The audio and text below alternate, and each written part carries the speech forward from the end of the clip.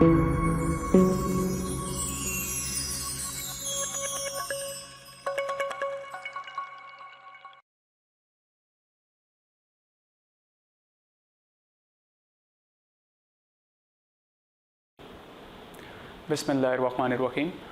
Online classes में आप लोगों को खुश आमदीद कहता हूँ। मैं Aurangzeb, Britain international college network Multan से।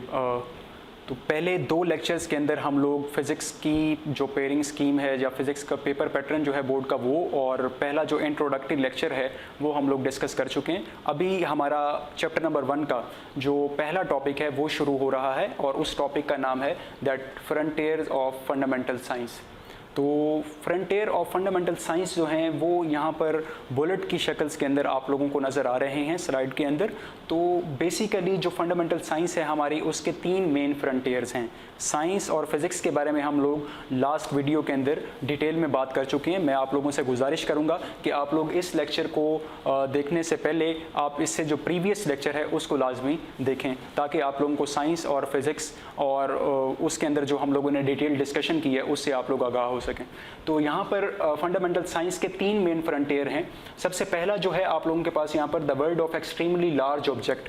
इसके अंदर इसकी जो एग्जांपल है, इसमें यूनिवर्स जो है वो खुद आ जाती है। तो यूनिवर्स का हम लोगों को पता है कि यूनिवर्स जो है वो आगाज़ में आई थी। तो ये बिग बैंग थ्योरी है एक फ़िज़िक्स के अंदर, आप लोग लोअर क्लासेस में भी पढ़ चुके हैं। तो वहाँ से इसका जो है वो आगाज़ हुआ। तो एक्सट्रीमली लार्ज ऑब्जेक्ट्स जो हैं उसकी जो एग्जाम्पल है वो आप लोगों के पास यूनिवर्स ही है, बिल्कुल यूनिवर्स इटसेल्फ। दूसरा जो इसका मेन फ्रंटियर है वो है वर्ल्ड ऑफ एक्सट्रीमली स्मॉल। मतलब इस दुनिया के अंदर जो सबसे बड़े ऑब्जेक्ट हैं वो तो पहले फ्रंटियर्स के अंदर आ जाएंगे। मतलब जो चीज़ हमें इंसानी आंख से नज़र आ रही है वो साइंस का मेन पहला फ्रंटियर है, जिसको हम लोगों ने वर्ल्ड ऑफ एक्सट्रीमली लार्ज का जो है वो नाम दिया है। दूसरा जो है उसमें है the world of extremely small. मतलब इस दुनिया के अंदर काफ़ी सारे ऐसे ऑब्जेक्ट भी हैं जो हमें इंसानी आंख से नज़र नहीं आते। उसके अंदर एलिमेंट्री पार्टिकल भी हैं, उसमें सब एटॉमिक पार्टिकल भी हैं। एग्जाम्पल्स के तौर पर यहाँ पर हम लोगों ने कुछ लिखे हुए हैं, that electron, proton, neutron, nucleus और एटम हो गया। और उसके बाद इसके अलावा भी काफ़ी सारे जो है वो पार्टिकल हैं, जैसे म्यूऑन हो गया, पायोन हो गया, उसके बाद न्यूट्रिनो हो गया। तो ये सारे पार्टिकल वो हैं जो हमें इंसानी आंख से नज़र नहीं आते। तो ये बेसिकली हमारा फंडामेंटल साइंस का वो फ्रंटियर है जिसके अंदर हम लोग एक्सट्रीमली स्मॉल ऑब्जेक्ट्स को स्टडी करेंगे।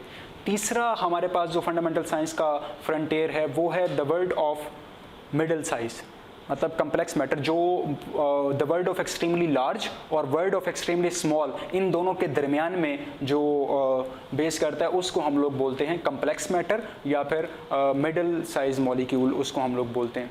तो जब ये 3 मेन फ्रंटियर जो है वो बना लिए थे हमने, तो उसके बाद साइंटिस्ट ये सोचने लग गए थे कि जो फिज़िक्स का नॉलेज है वो यहाँ पर एंड हो गया है। ठीक है, यहाँ पर लिखा है दैट के end of 19th century scientist जो है वो सोच रहे थे कि नॉलेज जो फिज़िक्स का है वो यहाँ पर ख़त्म हो गया। लेकिन 1890 या 1895 में जिस वक्त एक्सरे की डिस्कवरी हुई, या फिर 1900 के अंदर जिस वक्त मैक्स प्लांक्स ने फोटोन को डिस्कवर किया, तो उसके बाद बेसिकली मैं अगर कहूँ तो उसके बाद असल जो फिज़िक्स थी वो स्टार्ट हुई। बेसिकली जो फिज़िक्स है हमारी वो 2 तरह की है मेन फिज़िक्स। एक को हम लोगों ने न्यूटोनियन फिज़िक्स कहते होते हैं और एक हमारे पास जो है वो मॉडर्न फिज़िक्स है जिसको हम लोग आइंस्टाइन की फिज़िक्स बोलते होते हैं।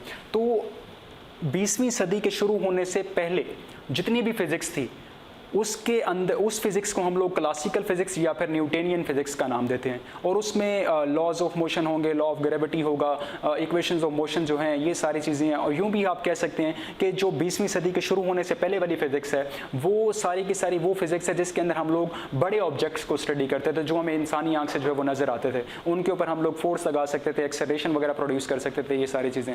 लेकिन 20वीं सदी के बाद जिस वक्त 1900 के अंदर जिस वक्त मैक्स प्लांक्स ने फोटोन को डिस्कवर किया था, तो उसके बाद मॉडर्न फिज़िक्स का आगाज़ हुआ। फिर 1905 के अंदर जिस वक्त आइंस्टाइन ने थ्योरी ऑफ रिलेटिविटी पेश की थी, तो थ्योरी ऑफ रिलेटिविटी के बाद मॉडर्न फिज़िक्स जो है उसको या फिज़िक्स या इस यूनिवर्स को देखने का नज़रिया साइंटिस्ट का बदल गया था। और फिर जो मेन फिज़िक्स थी वो स्टार्ट हुई।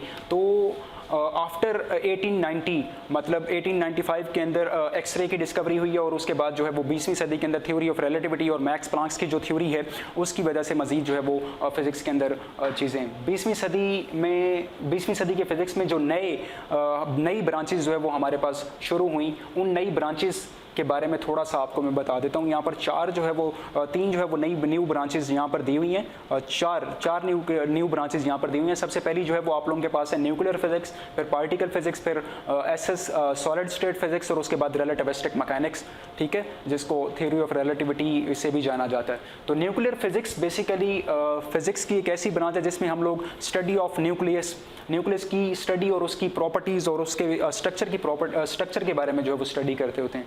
पार्टिकल फिजिक्स में ब्रांच ऑफ फिजिक्स है जिसमें हम लोग डील करते हैं ultimate particle of which matter is made. तो पार्टिकल हमारे पास काफ़ी सारे हैं। आज हमारे पास काफ़ी सारे जो है वो सब एटॉमिक पार्टिकल हैं और एलिमेंट्री पार्टिकल हैं हमारे पास। स्टार्ट के अंदर तो हमारे पास जो है वो सिर्फ 2-3 पार्टिकल थे जिनको आप लोग भी जानते हैं, फेमिलियर हैं आप लोग, इलेक्ट्रॉन, प्रोटॉन और न्यूट्रॉन, इन तीनों के बारे में। लेकिन इससे ज़्यादा मजीद जो है वो 5000 से ज़्यादा सब एटॉमिक पार्टिकल जो है वो इस वक्त तक जो है वो डिस्कवर हो चुके हैं, लेकिन वो आप लोगों के सिलेबस के अंदर इस वक्त तक नहीं है। सॉलिड स्टेट फिजिक्स के अंदर ये बड़ी इंपॉर्टेंट जो है वो फिजिक्स है, इसके ऊपर आगे भी जो है वो काफ़ी काम हो चुका है। सॉलिड के ऊपर काफ़ी ज़्यादा काम हुआ है, इसकी इलेक्ट्रिकल प्रॉपर्टीज़ के ऊपर काम हुआ है, इसकी मैग्नेटिक प्रॉपर्टीज़ के ऊपर काम हुआ है, इसकी मैकेनिकल प्रॉपर्टीज़ के ऊपर काफ़ी काम हुआ है। आप लोगों को थोड़ा सा मैं डेमो दे देता हूँ। दैट स्ट्रेस और स्ट्रेन और यंग मॉडुलस, ये आप लोगों ने अपनी 9th क्लास के अंदर पढ़ा होगा। तो वो बेसिकली जो चीज़ है वो सॉलिड स्टेट फिजिक्स के अंदर आती है। तो सॉलिड स्टेट फिजिक्स की एक ऐसी ब्रांच है जिसमें हम लोग प्रॉपर्टीज़ और सॉलिड की प्रॉपर्टीज और सॉलिड के स्ट्रक्चर के बारे में स्टडी करते होते हैं। और last but not the least relativistic mechanics, जो कि बहुत ज़्यादा इंपॉर्टेंट है। इसके बाद जो है वो फिजिक्स में काम करने वाले जो साइंटिस्ट थे उनका जो नज़रिया था वो आइंस्टाइन की थ्योरी ऑफ रिलेटिविटी के बाद जो है वो बिल्कुल तब्दील हो गया था। जो सिंपल मैकेनिक्स है हमारे पास, उस मैकेनिक्स के अंदर तो हम लोग सिंपल ऑब्जेक्ट की मोशन के बारे में स्टडी करते हैं कि फॉर एग्जांपल एक ऑब्जेक्ट है वो सराउंडिंग के लिहाज से अपनी पोजीशन चेंज कर रहा है, तो हम कहते हैं जी ये मोशन के अंदर है। लेकिन रिलेटिविस्टिक मैकेनिक्स सिंपल मैकेनिक्स से डिफरेंट है और बहुत डिफरेंट है। रिलेटिविस्टिक मैकेनिक्स में हम लोगों ने ऑब्जेक्ट की मोशन को स्टडी करना है, बट वो ऑब्जेक्ट जो है वो approaching to speed of light उसके साथ मूव कर रहा हो। सिंपल मैकेनिक्स में अगर एक ऑब्जेक्ट मूव कर रहा है तो हम उसका एक्सेलरेशन फाइंड आउट कर सकते हैं। For example F is equal to ma, ये एक इक्वेशन है, वहां से acceleration is equal to force divided by mass, वहां से इस इक्वेशन से हम लोग उसका एक्सेलरेशन मालूम कर सकते हैं। बट एक ऑब्जेक्ट है वो approaching to speed of light से मूव कर रहा है, तो उसका एक्सेलरेशन जो है वो फाइंड आउट करना हमारे लिए मुश्किल है। बिकॉज जिस वक्त कोई भी ऑब्जेक्ट स्पीड ऑफ लाइट को अप्रोच करता है तो स्पीड ऑफ लाइट को अप्रोच करने से उसका टाइम जो है वो डायलेट हो जाता है, उसका मैस पहले जैसा नहीं रहता जैसा उसका मैस जो है वो पहले था, तो वैसा उसका मैस नहीं रहता, इसलिए उसका एक्सेलरेशन जो है वो कैलकुलेट करना बहुत ज़्यादा मुश्किल है। तो उसके लिए थ्योरी ऑफ रिलेटिविटी को हम लोग यूज़ करते हैं। उसमें जनरल थ्योरी ऑफ रिलेटिविटी भी यूज़ कर सकते हैं और हम लोग स्पेशल थ्योरी ऑफ रिलेटिविटी भी यूज़ कर सकते हैं। जनरल थ्योरी ऑफ रिलेटिविटी में एक्सेलरेशन होता है, स्पेशल थ्योरी ऑफ रिलेटिविटी में एक्सेलरेशन नहीं होता। मजीद डिटेल इसके इंशाल्लाह सेकंड ईयर के अंदर। कुछ इंटर डिसिप्लिनरी एरियाज़ हैं फिज़िक्स के, वो भी यहाँ पर लिखे हुए हैं। ये जस्ट आप लोगों को बताया जा रहा है कि मज़ीद न्यू ब्रांचेज़ हैं जो आप लोगों ने हो सकता है अपनी लोअर क्लासेस के अंदर ना पढ़ी हों, इनके अंदर भी काफ़ी काम जो है वो हो रहा है। जैसे एस्ट्रोफिज़िक्स है, एरोडायनेमिक्स है, जियोफिज़िक्स है और उसके बाद जो है वो मेडिकल फिज़िक्स है। ये सारी चीज़ें वो हैं जो इस दुनिया के अंदर काफ़ी जो है वो तब्दीली लेकर आ रहे हैं और इसकी वजह से हमारा जो है वो डेली लाइफ के अंदर जो है वो काफ़ी हमारी डेली लाइफ जो है वो काफ़ी आसान होती जा रही है। मेडिकल फिज़िक्स की वजह से हम लोग काफ़ी सारी बीमारियां जो हैं उनका इलाज ढूंढने के अंदर जो है वो कामयाब हुए हैं। मज़ीद सबसे इम्पॉर्टेंट जो चीज़ यहाँ पर है वो है इंफॉर्मेशन टेक्नोलॉजी और फिज़िक्स। इसमें देख सकते हैं we are living in the age of information technology, the computer network are product of chip development from the basic ideas of physics, the chip are made of silicon. ये जो line मैंने पढ़ी है the chip are made of silicon, ये बहुत important MCQs है। इसको आप लोगों ने याद रखना है कि जो कंप्यूटर चिप हैं वो सिलिकॉन से बनती हैं और सिलिकॉन को कहाँ से ऑब्टेन करते हैं हम लोग? Silicon can be obtain from sand, वो हमें रेत से जो है वो हासिल होता है। तो ये आप लोगों ने 2 लाइनें जो है वो MCQs के लिए याद रखनी है। काफ़ी दफ़ा जो है वो बोर्ड के अंदर या ऊपर वाला ये the chip are made of silicon ये MCQs या फिर the silicon can be obtain from sand ये वाला MCQs जो है वो वहाँ से आ सकता है। ठीक है, तो इसके बाद 1-2 MCQs जो है वो हम लोगों ने बनाए हैं जी, जो डिस्कशन हम लोगों ने की है उससे। दैट पहला MCQs है branch of physics deal with ultimate particle of matter. तो आप देख सकते हैं यहाँ पर 4 ऑप्शन आप लोगों को नजर आ रहे हैं। सबसे पहले आप लोगों ने चारों ऑप्शंस को पढ़ना है, पढ़ने के बाद फिर आप लोगों ने सिलेक्ट करना है कौन सा ऑप्शन सही है। पहला ऑप्शन आप लोगों के पास है एटॉमिक फिजिक्स, दूसरा है जी न्यूक्लियर फिजिक्स, तीसरा है प्लाज्मा फिजिक्स और चौथा है आप लोगों के पास पार्टिकल फिजिक्स। तो आप स्टेटमेंट में देख सकते हैं that the branch of physics deal with ultimate particle.